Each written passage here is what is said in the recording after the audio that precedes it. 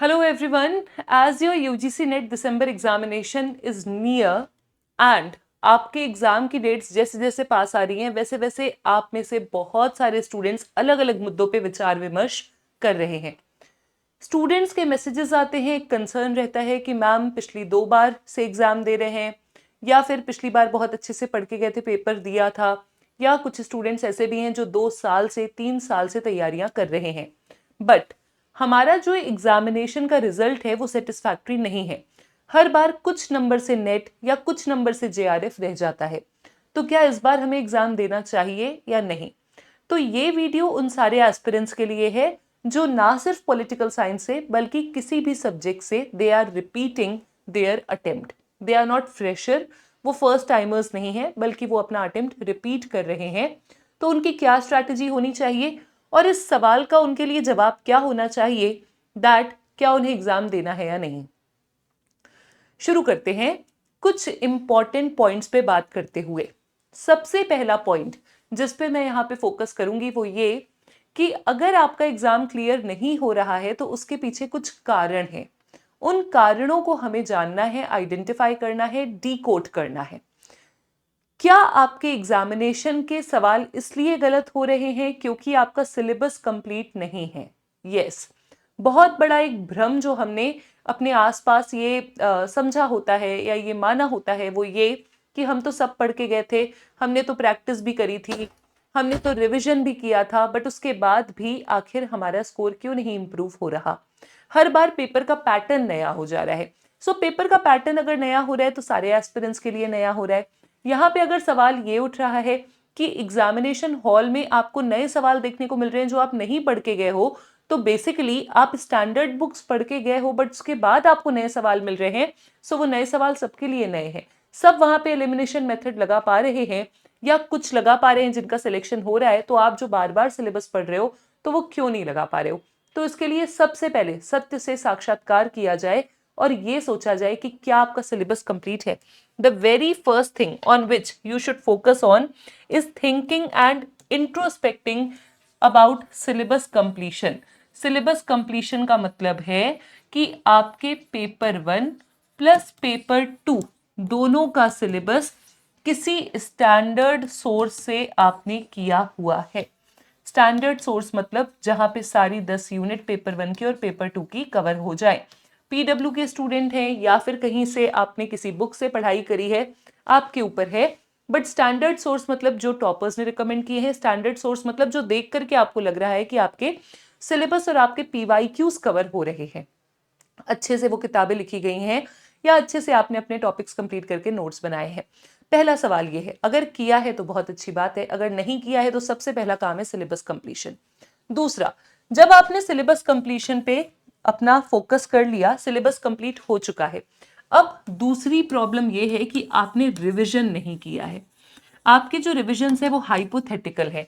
आपके जो रिविजन्स है वो इस पर आधारित है कि मैंने तो पढ़ लिया है, मैंने तो रिवाइज कर लिया है। क्या आप रिविजन करते टाइम रिकॉल कर पा रहे हो कि आपने पिछली यूनिट से क्या पढ़ा?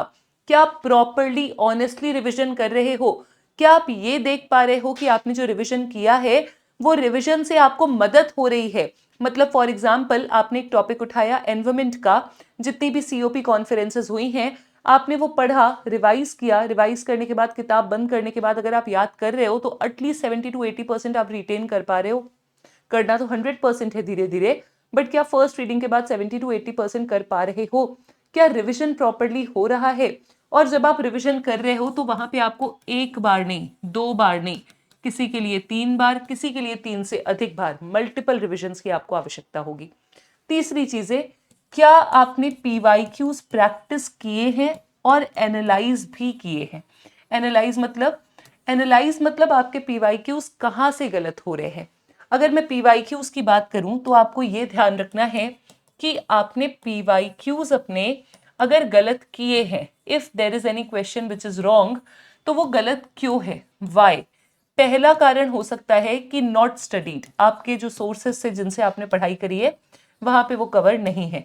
दूसरा कारण हो सकता है कि सोर्सेस से आपका कवर्ड है बट आपने रिवीजन नहीं किया इसलिए गलती हो रही है। और तीसरा हो सकता है रिवीजन भी किया है और आपने कंप्लीट भी किया है but not conceptual understanding, no conceptual understanding is there.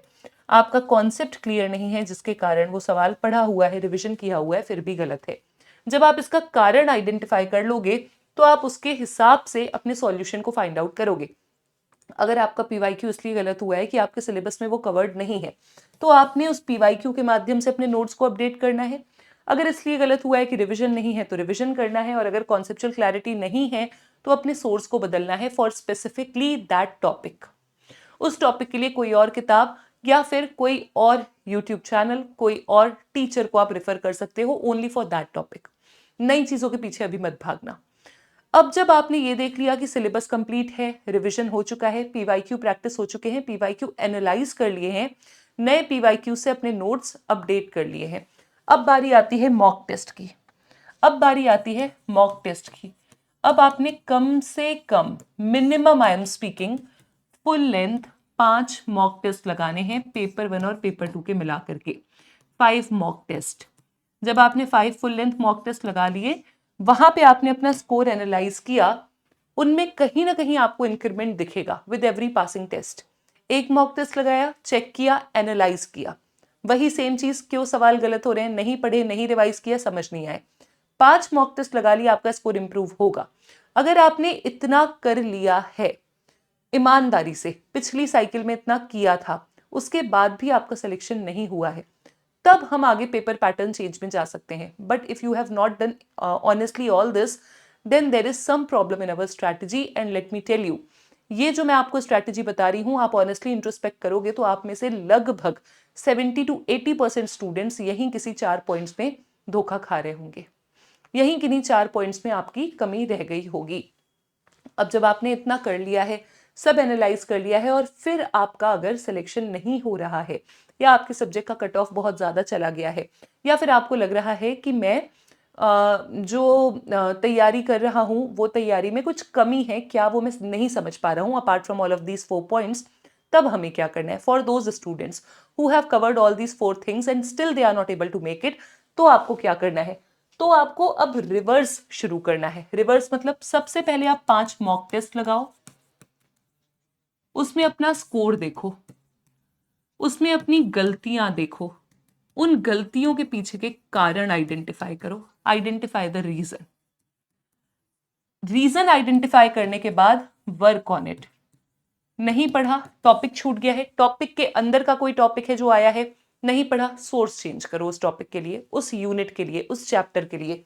और दूसरा, पीवाईक्यूज के जो सवाल, जैसे इमीडिएट आप पिछले पेपर में नहीं क्लियर कर पाए, पिछले के पिछले पेपर में नहीं क्लियर कर पाए, वो क्वेश्चन पेपर के सेट उठाओ, उनमें जो सवाल आपके गलत हुए थे उनको पढ़ो, एनालाइज करो। हो सकता है आपके सोर्सेज ही स्टैंडर्ड ना हो सकता है आपके सोर्सेज में ही कोई कमी रह गई हो, तो आपने अपने सोर्सेज को रिफ्रेश करना है। आपने अपने पेपर में जो आपने गलतियां करी हैं उसको आइडेंटिफाई करना है। अच्छा, कुछ स्टूडेंट्स ऐसे भी होंगे जिनके कॉन्सेप्ट्स भी क्लियर हैं, रिविजन भी हो गया है, कोर्स भी कंप्लीट हो गया है, बट स्टिल आप एग्जामिनेशन हॉल में जाकर के पैनिक हो जाते हो, टाइम की कमी हो जाती है। तो आपको इन चीजों को कंट्रोल करना है। अगर आप पैनिक हो रहे हो तो पैनिक नहीं होना है, you have to feel motivated. कैसे आएगा motivation? Talk to your friends, talk to toppers, जो आपके फ्रेंड्स, दोस्त या कोई टॉपर्स एग्जाम क्लियर कर चुके हैं, उनके इंटरव्यूज को सुनिए, अपने मोटिवेशन को वापस लेकर के आइए।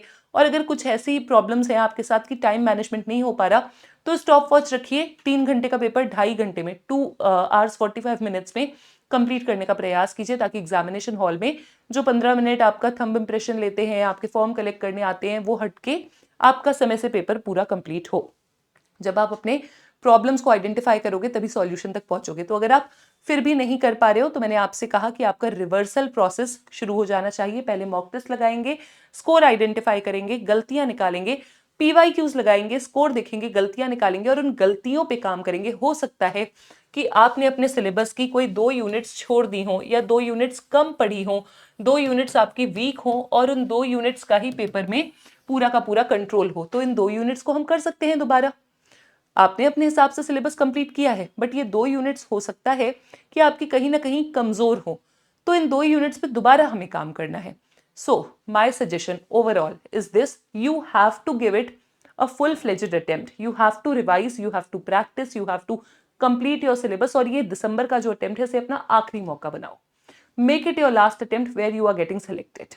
Make it your last attempt जहां पे आपने अपना 100% दिया है, and then let the things fall in your way, let the destiny decide where you belong to. But आपने अपना 100% देना है, कोई कसर नहीं छोड़नी, एक एक पॉइंट पे काम करना है। मेहनत करोगे तभी फल की उम्मीद कर सकते हैं हम। अगर हमने सिर्फ फल की उम्मीद की, मेहनत आधी अधूरी कच्ची पक्की, यहाँ से कुछ पढ़ लिया वहां से कुछ पढ़ा, स्ट्रैटेजी के साथ नहीं पढ़ा, तो ऐसा किसी के लिए हो सकता है काम किया हो, किसी टॉपर के लिए, but if it is not working for you then you know what is the way, किस रास्ते को फॉलो करना है, कैसे आगे बढ़ना है। So this is it from my side. All the best to all of you and make this attempt your final attempt जहां पे आप JRF लेकर के आ रहे हैं। Thank you so much.